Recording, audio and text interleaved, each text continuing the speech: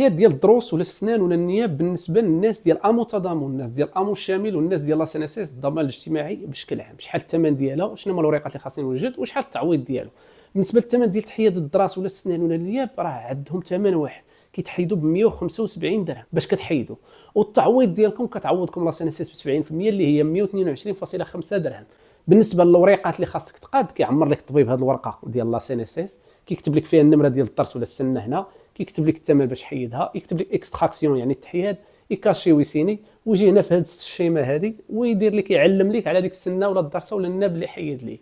والراديو راه ما كتحتاجوش هنا، كيعطيك عاوتاني معاهم واحد الفاكتوره